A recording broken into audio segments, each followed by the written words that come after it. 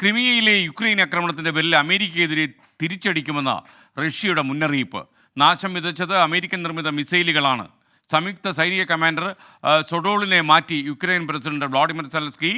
കിഴക്കൻ യുക്രൈനിലും കാർക്കീവിലും റഷ്യയുടെ കനത്ത ആക്രമണം നടന്നുവെന്നും പാശ്ചാത്യ മാധ്യമങ്ങൾ റിപ്പോർട്ട് ചെയ്യുന്നു. പി ജെയിംസ് ഈ വാർത്തകൾ അപഗ്രഥിക്കാൻ നമുക്കൊപ്പം ചേരുന്നു. Good morning P James. Good morning. മഴയൊക്കെ എങ്ങനെയുണ്ട് ജെയിംസേ? നല്ല മഴയാണ്. ഇപ്പോൾ ഞാൻ വരുമ്പോൾ നല്ല മഴയത്താ വന്നത്. ജെയിംസ് വന്നാൽ മഴ മാറേണ്ടതല്ലേ? മഴ പെയ്യുന്നതിൽ അനുഗ്രഹമല്ലേ എസ് കെ? ഓക്കെ, നിഗ്രഹിച്ചോളൂ, കുഴപ്പമില്ല. പി ജെയിംസ്, ഈ വാർത്തയിലേക്ക് വന്നാൽ പശ്ചിമേഷ്യയിലെ വിവരങ്ങൾ. എസ് കെ, പ്രത്യേകിച്ച് ഈ പശ്ചിമേഷ്യക്ക് യുക്രൈനിലേക്ക് പോകണം. പശ്ചിമേഷ്യ വരാൻ പോകുന്നേ ഉള്ളൂ. അതെ അതെ അതെ. എസ് കെ എൻ, റഷ്യ വലിയ രീതിയിലുള്ള ഒരു ആരോപണവുമായിട്ട് രംഗത്ത് വന്നിരിക്കുകയാണ്. അമേരിക്കൻ മിസൈലുകൾ ഉപയോഗിച്ച് ഉക്രൈൻ സേന ക്രീമിയയിൽ, നേരത്തെ ഉക്രൈൻ്റെ ഭാഗമായിരുന്നു ക്രീമിയയിൽ ആക്രമണം നടത്തിയിരിക്കുന്നു എന്ന വലിയ ആരോപണം ഉന്നയിച്ചിരിക്കുകയാണ്. പ്രത്യേകിച്ച് ATACMS-ൻ്റെ മിസൈലുകളാണ്.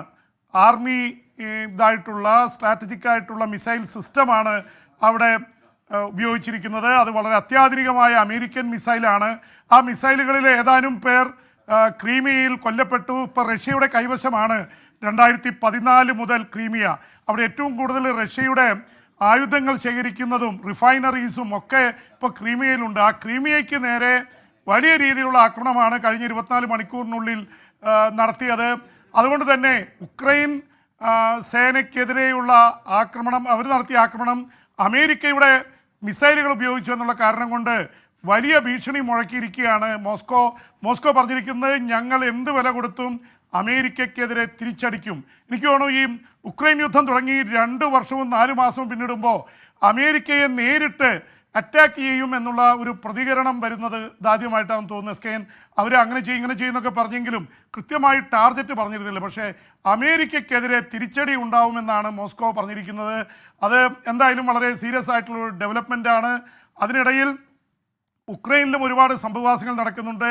ഉക്രൈൻ്റെ സംയുക്ത സൈനിക കമാൻഡറെ സൊഡോളിനെ മാറ്റിയിരിക്കുന്നു അവിടുത്തെ ഉക്രൈൻ പ്രസിഡന്റ് വ്ളാഡിമിർ സെലൻസ്കി. അദ്ദേഹം സിവിലിയൻ ആണെങ്കിലും ഈ ആർമിയിൽ അദ്ദേഹം വളരെ ശക്തമായിട്ട് ഇടപെടുന്നുണ്ട്. പ്രത്യേകിച്ച് ഒരു അസോഫ് എന്ന ബറ്റാലിയനിലെ ലീഡർ, അവരാണ് ഏറ്റവും വലിയ മരിയോപ്പോളിലൊക്കെ ഏറ്റവും വലിയ ചെറുത്തുനിൽപ്പ് നടത്തിയത് റഷ്യക്കെതിരെ. അയാൾ പറഞ്ഞു, യഥാർത്ഥത്തിൽ റഷ്യ ശത്രുക്കൾ കൊന്നതിനേക്കാൾ കൂടുതൽ പേരെ ഉക്രൈൻ സേനയിലുള്ളവരെ ഈ കമാൻഡർ കൊലപ്പെടുത്താൻ കാരണമായി എന്ന് പറഞ്ഞതിൻ്റെ പേരിൽ അദ്ദേഹത്തെ മാറ്റിയിരിക്കുന്നു. അതിനിടയിൽ തന്നെ റഷ്യ ആക്രമണം കനപ്പിച്ചിരിക്കുകയാണ്. കിഴക്കൻ ഉക്രൈനിലെ ലുഹാൻസ്ക്, ഡോണറ്റ്സ്ക്, അതുപോലെ തന്നെ കാർക്കീവ്, അവിടെ നിരവധി പേർ കൊല്ലപ്പെട്ടിട്ടുണ്ട്. എന്തായാലും റഷ്യ ആക്രമണം നിർത്തുന്നില്ല. ക്രീമിയയിലടക്കം പലയിടത്തും ഉക്രൈൻ ആക്രമണം കൂട്ടിയിരിക്കുന്നു. ഉക്രൈൻ യുദ്ധം 853-ാം ദിവസവും അതിശക്തമായിട്ട് തുടരുകയാണ്. എസ്കെൻ, ജെയിംസ്, ഇനി നമുക്ക് പശ്ചിമേഷ്യയിലേക്ക്. അവിടെ യഥാർത്ഥത്തിൽ ഗസയിൽ ആക്രമണം നിർത്തുന്നു എന്ന രീതിയിലുള്ള പ്രഖ്യാപനങ്ങളൊക്കെ വന്നതിന് ശേഷം ഇന്നലെയും 3 വ്യോമാക്രമണം നടന്നു എന്ന രീതിയിൽ വാർത്ത വരുന്നു. അതിനിടയിൽ ഏറ്റവും സങ്കടപ്പെടുന്ന കാര്യം UN-ൻ്റെ ഒരു കണക്ക് വന്നിരിക്കുന്നു. 5 ലക്ഷത്തിലധികം ആളുകൾ ഗസയിൽ ഇപ്പോൾ പട്ടിണി കിടക്കുകയാണ് എന്ന വാർത്ത വരുന്നു. എന്തൊക്കെയാണ് വിശദാംശങ്ങൾ?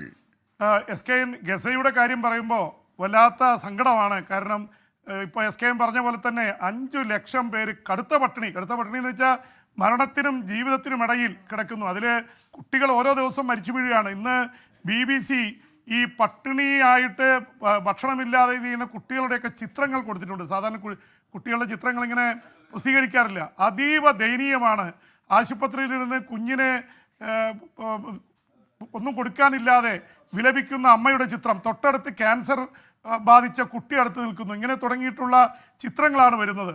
അപ്പോൾ എന്തായാലും കുട്ടികളടക്കം 27,000-ഓളം പേർ കൊല്ലപ്പെട്ടിരിക്കുകയാണ് യുദ്ധത്തിൽ. 37,600-ലേറെയായി കൊല്ലപ്പെട്ടവരുടെ സംഖ്യ.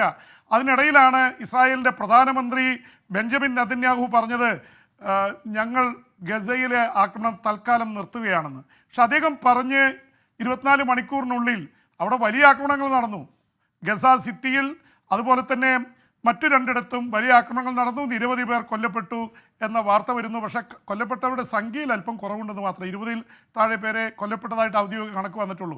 എല്ലാ ദിവസവും 50ഉം 100ഉം വെച്ചാണ് കൊല്ലപ്പെട്ടുകൊണ്ടിരുന്നത്.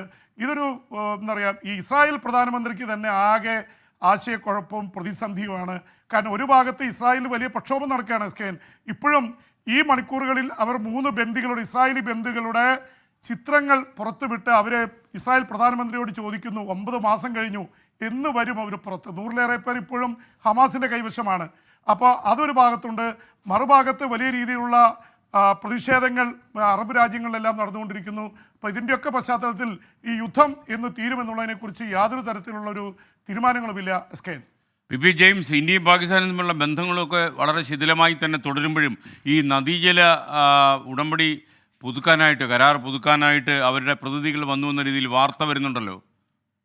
എസ്കേൻ ഒരുപക്ഷെ ഇന്ത്യക്ക് സ്വാതന്ത്ര്യം കിട്ടിയ ശേഷം, പാകിസ്ഥാനും സ്വതന്ത്രമായ ശേഷം 1960-ലാണ് നമ്മൾ ഈ ഇൻഡസ് വാട്ടർ ട്രീറ്റിയിൽ ഒപ്പിട്ടത്.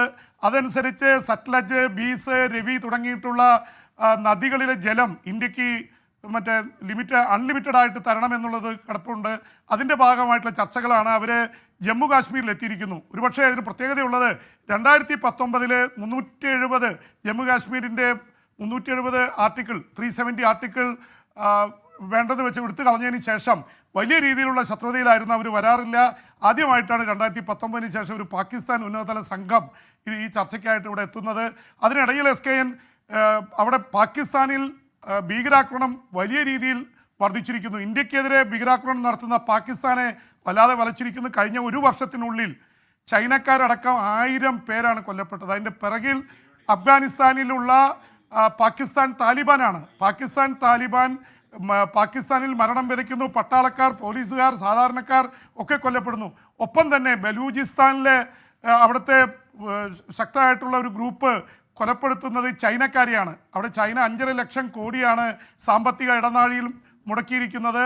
ആ പ്രദേശത്ത് വല്ലാത്ത രീതിയിലുള്ള ആക്രമണം നടന്നു. 1000 പേർ കൊല്ലപ്പെട്ടു. അതിനെതിരെ പുതിയ മിലിറ്ററി യൂണിറ്റ് അല്ലെങ്കിൽ ഒരു പുതിയ സൈനിക കേന്ദ്രം തന്നെ സ്ഥാപിച്ചിരിക്കുന്നു പാകിസ്ഥാൻ. ഇത് വലിയ വിചിത്രമാണ്.